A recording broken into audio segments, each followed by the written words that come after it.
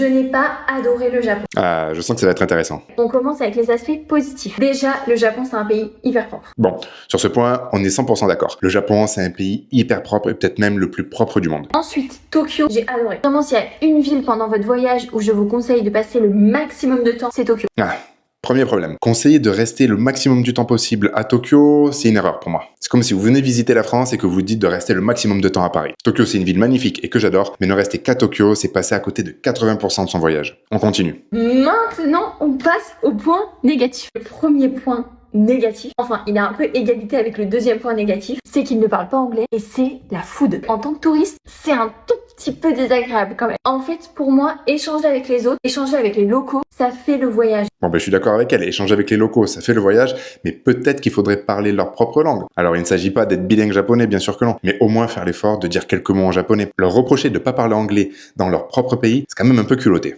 Genre, moi, j'adore parler avec les gens sur place. Mais là, rien. Et le pire, là où je trouve que c'est presque un manque de respect, c'est que parfois, les Japonais, genre, vous posez une question en anglais, ils vous répondent, mais genre, ils débitent à mort en japonais. Bon, est-ce que j'ai besoin d'argumenter là? Le pire, c'est un manque de respect pour elle de lui répondre en japonais, c'est-à-dire que les Japonais se mettent en quatre, même s'ils parlent pas anglais, pour l'aider. Et ça, c'est du manque de respect. Bon, là, c'est quand même un peu de la mauvaise foi. Je suis désolé, mais c'est pas acceptable. Même s'ils ne parlent pas anglais comme elle le dit, ils se mettront en quatre et ils parleront en japonais avec ce qu'ils ont et avec ce qu'ils savent pour vous aider. Ensuite, autre point tellement négatif de mon voyage, la nourriture. Ah bon? La nourriture au Japon, c'est un point négatif? On va pas se mentir, à part des nouilles, du riz, des œufs et du poisson, ils mangent rien. Vous aimez les légumes? Oubliez le Japon. Ils n'en mangent pas. Bon, j'arrête là, j'en ai assez vu. Dire que la nourriture, c'est un point négatif au Japon, ça montre bien qu'elle est quand même passée à côté de son voyage. Elle parle de ramen ou de sushi, et dire que les Japonais ne mangent pas de légumes, c'est bien sûr faux. Dans la vie de tous les jours et dans leur quotidien, les Japonais sont vraiment obsédés par les légumes dans leurs plats. Par exemple, dans le nabe, qui est une fondue japonaise qui est littéralement gorgée de légumes. Bon, vous l'avez entendu, je comprends tout à fait qu'on ne puisse ne pas aimer le Japon, c'est pas un pays parfait, et je suis le premier à dire qu'il ne faut pas idolâtrer le Japon, mais là, ces arguments, je comprends pas. Mais cette vidéo, elle est assez intéressante parce que ça montre une chose. Ça montre que le Japon n'est pas un pays qui s'offre aussi facilement qu'on le pense, et qu'il faut préparer un minimum son voyage. Et si on y va sans se préparer un minimum, on peut vraiment passer à côté de son voyage,